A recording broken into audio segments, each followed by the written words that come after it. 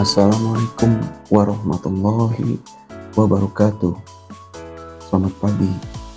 Perkenalkan, nama saya Pristiantoro, Magister Ilmu Farmasi, dosen di Sekolah Tinggi Ilmu Kesehatan IKIFA. Dalam video kali ini, saya akan menyatakan diri dalam PDD UKPT T bidang pengajaran. Dengan semangat belajar Kampus Merdeka, saya memiliki kontribusi secara signifikan dalam pengajaran. Sesuai passion saya adalah pendidik profesional. Latar belakang saya Magister Ilmu Farmasi dan studi doktor ilmu farmasi yang sedang saya tempuh membekali saya untuk mengintegrasikan ilmu dasar farmasi dengan aplikasi industri dan kebutuhan pasar. Bagi saya, mengajar adalah membentuk pola pikir mahasiswa agar kritis, adaptif, dan inovatif.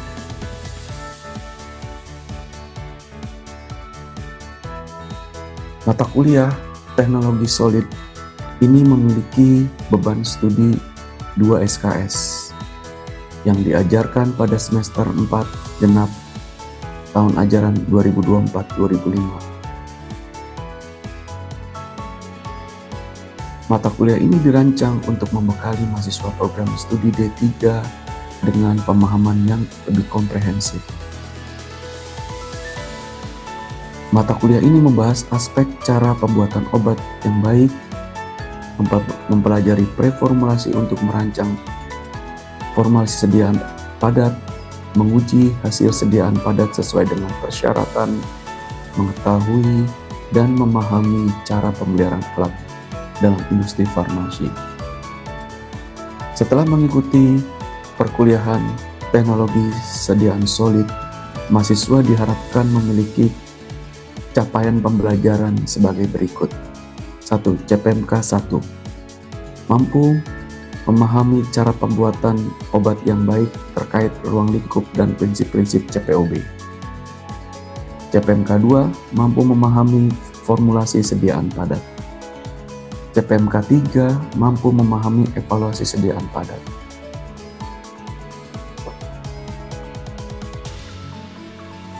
Jumlah materi perkuliahan sebanyak 16 kali pertemuan dengan 14 kali teori dan 2 ujian.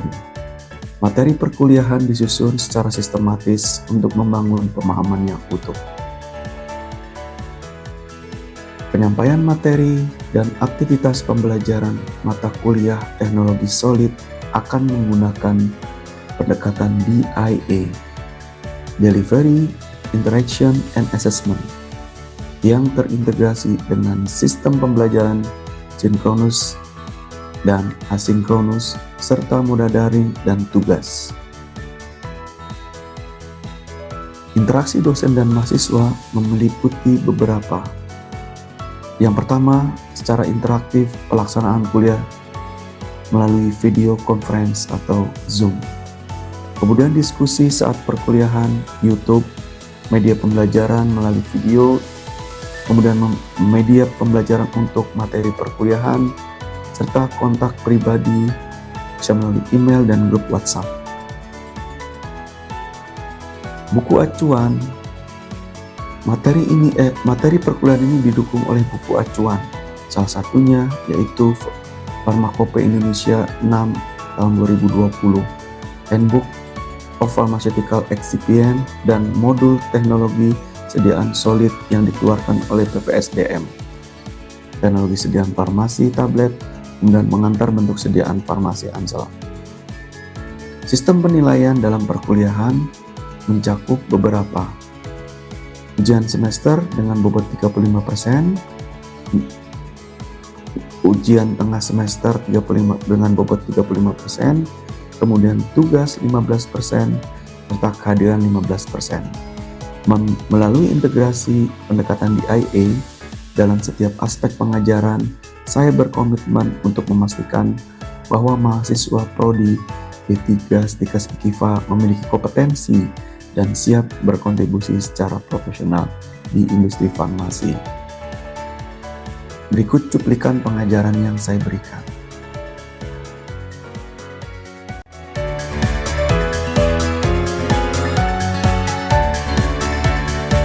Oke, selamat siang teman-teman mahasiswa. Hari ini kita akan melakukan pertemuan ketiga ya tentang cara pembuatan obat yang baik. Dalam materi kuliah ini kita akan membahas berbagai macam aspek sistem mutu dan pada industri farmasi. Ya, sebelum kita akan mulai, alangkah lebih baiknya kita melakukan doa dulu ya. Berdoa dimulai. Berdoa selesai. Oke, ya. Aspek sistem mutu pada industri farmasi.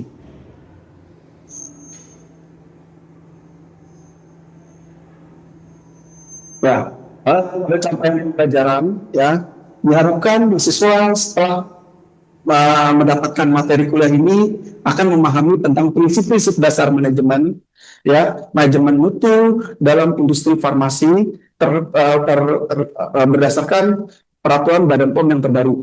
Kemudian kunci dalam sistem mutu industri farmasi termasuk peran CPOB dan dalam meningkatkan resiko manajemen mutu. Kemudian tanggung jawab personel kunci terdiri dari produk pengawasan mutu, kemudian pengendalian, pemastian mutu dan memastikan kepatuhan terhadap CPOB. Ya, yang keempat, daftar dokumen mutu yang esensial pada sistem industri farmasi untuk memastikan tracer atau ketelusuran dan integritas data. Dan maksudnya juga diharapkan mampu memahami konsep manajemen risiko mutu, potensi risiko terhadap mutu obat. Ya, sebelum kita mulai materi kuliah lebih lanjut, saya ingin mereview sedikit ya. Di depan kalian ada seperti Slido ya, kita akan bermain mengetahui seberapa jauh sih pemahaman tentang CPOB. Silahkan di scan.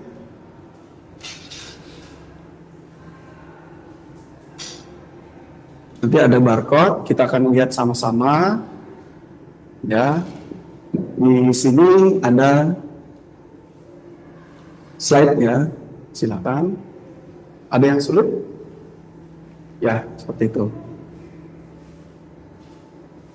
Sudah tampil atau masih? Ya.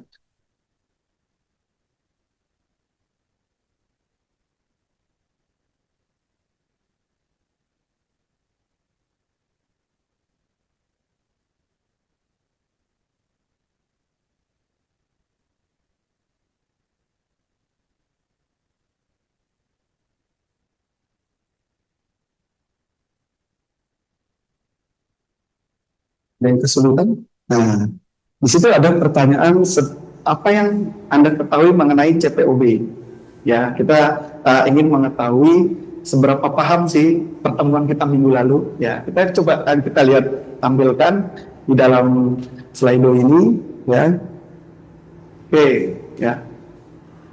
Di dalam monitor akan tampil jawaban-jawaban kalian seperti ini. Ya. Nah, apa yang kalian tahu tentang CPOB? Ya, bagaimana cara? Ya, ada cara pembuatan obat dengan baik ya. Cara bagaimana obat itu bisa lolos peraturan sampai bisa dikonsumsi. Ada lagi cara pembuatan yang baik untuk memastikan bahwa obat itu dibuat dengan standar mutu CPOB. Ya, semuanya sudah tahu ya. Coba mungkin ada lagi satu. Ya, kita ingin tahu lagi bagaimana pemahaman tentang CPOB seperti yang pembahasan minggu lalu. Ya. Oke, satu ya, coba dulu proses pembuatan yang baik dan benar sesuai dengan peraturan yang telah ditetapkan. Oke, CPOB pengetahuan tentang cara pembuatan yang baik dan benar. Ya, bagus semuanya ya teman-teman. Ya, oke. Kita akan lihat, kita akan bahas sisi satu ya. Jadi secara garis besar pemahaman kalian tentang CPOB menurut penang sudah paham ya tentang terbarukan. Nah, sekarang mengapa sistem mutu farmasi itu penting ya? Ternyata ditemukan data 100% itu keamanan produk itu melindungi konsumen dari produk yang berkualitas rendah. Ya, ini ada data. Kemudian sistem mutu itu juga penting karena apa? 0% toleransi kesalahan itu tidak ada ruang untuk kompromi dalam farmasi ya. Kita tahu ya, di farmasi itu namanya produk-produk yang tinggi ya, artinya tinggi itu dalam arti regulasinya harus tepat dan pengawasan kontinu ya, 24 jam per 7. Sistem harus beroperasi sepanjang waktu. Nah ini ya, jadi dalam CPOB itu ada namanya aspeknya aspek sistem mutu. Nah tujuan mutu dari farmasi adalah ini ya, meningkatkan keamanan produk, menemukan toleransi kesalahan dan pengawasan yang kontinu. Ini ya. Oke. Dampak kritis mutu farmasi ya, menurut survei ya, aset farmasi di dunia tahun 2023 itu sekitar 1,6 triliun ya. Kemudian ekspektasi konsumen seperti apa? Dia mengharapkan obat yang aman dan berkualitas. Sedangkan di tahun 2022 itu terjadi kasus kontaminasi. Ada yang masih ingat apa kontaminasinya? Ya, silakan. Ya. Kontaminasi dari luar, Pak. Ya, kontaminasi ya. Contoh nama obatnya, ada yang masih tahu? Paracetamol, ya mungkin ingat ya, penyakit paracetamol dia terkontaminasi PEG ya, polyethylene glycol, yang menyebabkan gagal ginjal akut pada anak ya, seperti itu. Oke, ini adalah salah satu dampak kritis mutu. Prioritas keselamatan pasien ini menjadi prioritas yang utama ya, dalam setiap aspek-aspek produksi farmasi. Kemudian ada dampak produksi cacat dapat menyebabkan konsekuensi serius bagi kesehatan. Kepercayaan publik juga akan kalau memang dia baik, dia percaya gitu ya. Oh ini ternyata farmasi A, dia sangat penerapannya baik ya. Kemudian dia penarikan produk ini juga nggak kecil ya. Mereka dapat merugikan perusahaan miliaran rupiah. Ini yang terjadi. Oke, nah sedikit ada pertanyaan lagi untuk mengukur pemahaman ya, silahkan di scan sistem mutu farmasi ya.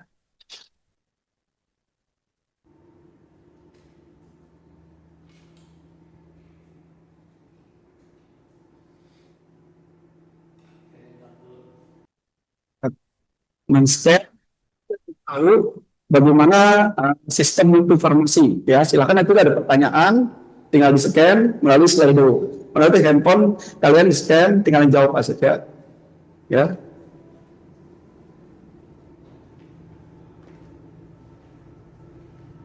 Nah di dalam layar ya ada yang disebut dengan sistem mutu ya. Pertanyaannya, mengapa sistem itu penting di dalam CPOB?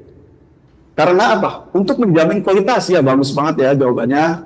Karena juga menyebabkan kematian, menjamin keamanan dan khasiat dan mutunya yang pasti ya. Nah kemudian bisa menjamin kualitas ya, menjamin kualitas dan keamanan obat sampai ke pasien ya. Oke, itu bagus semuanya pertanyaannya. Oke ya. Jadi secara pemahaman sudah paham ya teman-teman. Kemudian kita ada lagi definisi sistem mutu itu apa sih? Ya, jadi ada yang disebut dengan pharmaceutical quality system ya, atau disebut dengan totalitas pengaturan organisasi untuk menjamin mutu produk ya, mutu produk. Kemudian tujuan utamanya apa? Untuk apa? Untuk menghasilkan produk yang berkualitas sama ya, berkualitas, aman dan berkhasiat, konsisten. Yang pasti adalah konsisten, ini tepat, sustainable. Dasar filosofinya apa? Dasar filosofinya ada prinsip manajemen mutu, kemudian sesuai dengan ISO 9001, kemudian ISIA Q10 ya. Oke, ini adalah salah satu definisinya. Jadi yang paling penting adalah kita harus tahu tujuannya. Oke. Nah, ruang lingkup PTS itu sebenarnya apa? Ada yang tahu? Ruang lingkupnya ini ada disebut dengan penelitian, pengembangan, produksi, kontrol, distribusi, penyimpanan, pengawasan pasca pasar. Ya, kalau di dalam penelitian dan pengembangan, ini konsep hingga formulasi. Kita udah belajar ya beberapa yang pengenalan reformulasi juga ada ya. Jadi mulai dari hulunya ke hilir. Nah, produknya itu mulai dari manufacturing dan pengujian mutu. Dan bagaimana distribusi? Ini distribusi biasanya dengan rantai pasok. Ya, rantai pasokan hingga ke tangan konsumen. Siapa konsumennya? Ada yang tahu nggak di sini? Kalau dalam CPOB, konsumennya adalah pasien, ya gitu ya. Oke, kemudian pengawasan pasca pasar. Jadi pada saat udah di udah di launch. Kemudian juga ada lagi dia ada pengawasan, namanya apa? Monitoring dan pharmacovigilance, ya, seperti itu. Oke. Jadi dia memantau apa efek sampingnya. Nah, di sini peraturan terbaru ya terkait dengan BPOM nomor 7 tahun 2024, ya. Dia secara, ada yang masih ingat ya, kemarin kita udah belajar ini, itu tentang sejarah, perkembangan, yang mulai dari tahun berapa? 1971 ya. 1971 sampai 2018. Ya, bagaimana 2018 ini akan ada perubahan-perubahan ya yang mengaitkan antara tren-tren yang terkini yang terbaru ya. Oke. Nah, ini standar wajib di dalam Indonesia ya. Standar wajib di seluruh industri farmasi harus menetapkan CPOB tahun 2024. Untuk apa? Yang tadi dijelaskan dong. Mencegah kontan, menghindari kekeliruan, dan konsistensi produk. Oke. Kita masih ingat ya kemarin tentang pilar-pilar kunci CPOB itu pertama ada manajemen mutu yang akan kita bahas sekarang, kemudian personalia, bangunan dan fasilitas peralatan ya, produksi, pengawasan mutu, kemudian dokumentasi dan kualifikasi dan validasi. Ada yang tahu apa sih manajemen mutu? Tadi udah kita bahas ya, sedikit kita mengulangi. Ada yang tahu tentang manajemen mutu? Silahkan pakai sejawab. Ya, siapa yang sudah tunjuk tangan? Lanjut. Ya, Ini bukan Pak, tanggung jawab manajemen puncak untuk sistem mutunya sendiri. Ya, bagus. Kemudian kalau personalia, mungkin salah satu, ya. Oh, bagus. Personalia, ada yang tahu? Personalia? Personalia siapa? Ayo, coba personalia. Pelatihan 80 jam per tahun dan kualitas Ya. yang memadai. Kita tahu ya, di dalam personalia itu yang poin kuncinya adalah pelatihan 80 jam ya, dan kualitas. Kemudian di dalam dokumentasi bangunan dan fasilitas ini juga harus sesuai dengan desain. Ya, desainnya kita udah ngalamin. Desain standar kelas dan kebersihan. Kemudian peralatan juga ingat ya, peralatan itu juga harus dikalibrasi dan dikualifikasikan setiap rata-rata 6 sampai 12 ya, bulan. Jadi setahun 2 kali. Ya, kemudian SOP, catatan batch, dan dokumentasi, pengawasan mutu, dokumentasi, ya. Kalau pengawasan mutu juga nih, hampir dia kayak dengan mutu ya. Lalu kalau pengawasan itu artinya QC, menguji bahan baku dan produk-produk jadi. Dokumentasi, ya, catatan akurat, keterusan 5 tahun, dan kualifikasi itu minimal 3 batch berturut-turut. Ya. Ya, ini poin kunci ya. Jadi di dalam BPOM 7 tahun 2024, ya, poin kuncinya apa? Coba, poin kuncinya. Nah, yang pertama ada pendekatan yang berbasis resiko. Terus, Dia quality risk management ya, CRM. KRM sebagai fondasi. Oke. Ada yang tahu lagi? Coba, silakan. Harmonisasi internasional itu selaras dengan ICH dan PIC. PIC. Nah, kemudian kalau ada lagi nggak? Siapa yang bisa jawab? Ayo, silakan. Ayo, jawab. Dokumentasi yang komprehensif. Ya, sama coba satu lagi apa? Perbaikan dan berkelanjutan. Ya, itu ya. Jadi poin-poin kunci ini yang biasa diterapkan di dalam peraturan BPOM dan ini nggak boleh terlewat gitu ya. Sehingga ada poin-poin, dan juga poin kunci ya yang harus diterapkan di dalam semua industri farmasi. Nah, satu lagi ya terakhir ya, kita bermain lagi supaya teman-teman mungkin lebih paham lagi ya rekan-rekan mahasiswa. Silahkan di-scan pilar utama sistem mutu.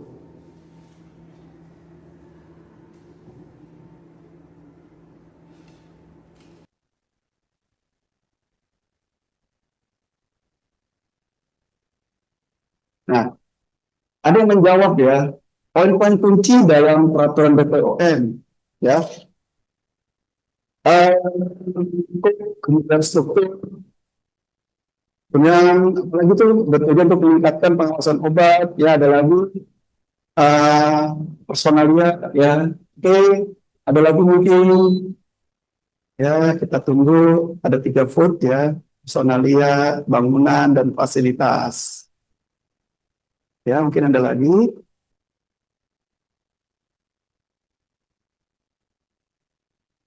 Ada lagi 5 lagi menunggu mungkin.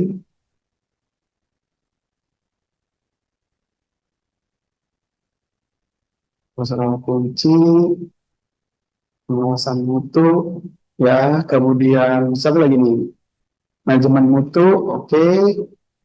Ya, jadi kita ingat-ingat lagi ya, masih ada yang belum tepat ya dan jawabnya. Pilar utama dalam sistem ya, yang adalah pendekatan berbasis risiko ya, yang pertama itu. Kemudian harmonisasi, dokumentasi yang saya jelaskan tadi, dan perbaikan dan seterusnya berkelanjutan. Oke. Nah, ini pilarnya ya. GMP kalau di dalam bahasa Inggris seperti itu ya, dalam perkembangan dunia GMP, kalau kita namanya sebut dengan CPOB. Kemudian risk management, tinjauan manajemen dan pengawasan produk ya, seperti itu. Kalau CPOB pedoman ya, kalau risk quality QRM ya, namanya quality risk management. Jadi di dalamnya belajar tentang identifikasi, evaluasi, dan kontrol risiko mutu ya. Jadi kita kalau belajar mutu, bunyinya mutu terus gitu ya. Nah, kalau tunjangan manajemen itu evaluasi berkala secara IKS ya, dan monitoring dari bahan baku hingga produk jadi. Nah, ini 4 pilarnya. Nah, ini mekanismenya. Bagaimana Pak mekanismenya? Ya, mekanismenya adalah penanganan penyimpanan. Ya, ada yang tahu nggak? Siapa ini yang tahu? Ya, coba. Mekanisme pengendalian mutu. Ya, ada penanganan dan penyimpanan, itu investigasi dan pencegahan berulang. Ya, terus next. Sebutin aja. Penanganan keluhan, dia untuk respon cepat terhadap keluhan konsumen. Yang ketiga ada manajemen perubahan, yang keempat ada CAPA. Ya, oke. Terima kasih ya, sudah bisa ya terkait dengan mekanisme pengendalian mutu. Nah, ada yang mau tanya nggak sampai sini? Kalau nggak ada, kita next ya. Jadi dokumen yang lanjutnya adalah dokumen tasib dan personalia. Jadi kalau dokumen ini penting ya. Pentingnya gimana Pak? Jadi kalau dokumen ini harus berkaitan dengan pedoman mutu yang lengkap, SOP yang tervalidasi, catatan-catatan, sistem pengendalian dokumen, personalia, apalagi harus tahu ya. Jadi kalau kalian bekerja ya di dalam industri farmasi itu ini seperti ya standar operasional ya, kemudian beberapa ya, banyak sekali di sini ada track record. Nah, bagaimana cara mencarinya Pak? Ya, mencarinya harus tertata rapi. Kalau nggak rapi nanti sulit. Nah, apalagi kompetensinya yang kalian akan nanti setelah lulus itu bisa ada di sini, tetapi punya kompetensi tugas yang paling baik gitu ya. Oke, next. Nah, yang terakhir ada namanya manajemen risiko. Ya, seperti apa manajemen risiko? Jadi manajemen risiko adalah pendekatan proaktif, kemudian berbasis ilmiah dan metodologinya terbukti ini sesuai dengan peraturan Badan POM 7 tahun 2024. Ya, pendekatan proaktif seperti apa? Mengidentifikasi, mengevaluasi kendali risiko berdasarkan ICH, KITEM ya, kemudian berbasis ilmiah, kemudian minimalisasi risiko mutu yang tidak dapat diterima. Nah, metodologinya juga terbukti ada FA, CCP, PXR untuk menganalisis komprehensif. Oke, aplikasi KRM dalam praktek apa? Ada yang tahu? Coba silakan.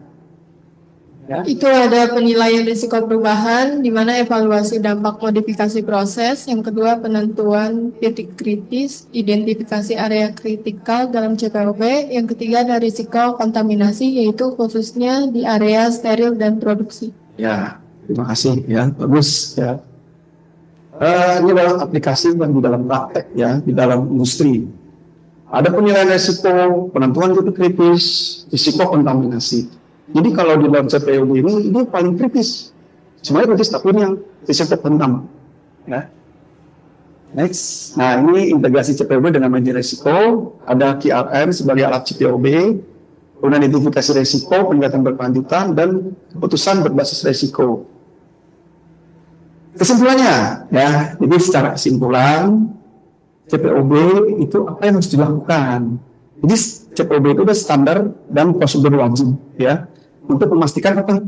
Ada yang masih ingat? Pastikan Untuk memastikan keamanan produknya akan. ya, memastikan keamanan produk, ya, keamanan produk, kemudian farmasi, khususnya farmasi yang konsisten dan kualitas tinggi. Kalau KRM apa? Dan bagaimana melakukannya? Ada yang tahu? KRM. Dengan pendekatan cerdas dan efisien untuk mencapai kepatuhan dengan fokus pada risiko yang relevan. Ya, terima kasih. Ya, bagus semuanya ya, panenya. Nah, jadi kesimpulannya ini ya. Jadi kita dapat CPOB, kemudian sistem itu, ya ini seperti ini. Oke. Nah, komitmen berkelanjutan ya. Oke. Ya, kita udah belajar ya. Sebelum saya menutup materi kuliah ini, apakah ada yang ditanyakan? Ya. Bapak, saya mau tanya, kalau misalkan kita mau kerja di industri, itu apakah kita harus mengetahui tentang CPOB? Oke, bagus sekali pertanyaannya ya. Jadi di dalam dunia industri, dunia bekerja, kita harus memahami ya pentingnya CPOB di dalam menerapkan ya. Apalagi ini adalah tenaga-tenaga yang akan dibilang kompeten. Ya sayang, kita udah belajar tapi kita tidak mempraktekkannya. Jadi pertanyaannya kenapa harus itu sangat penting. Oke, terima kasih. Ada lagi? Udah cukup ya.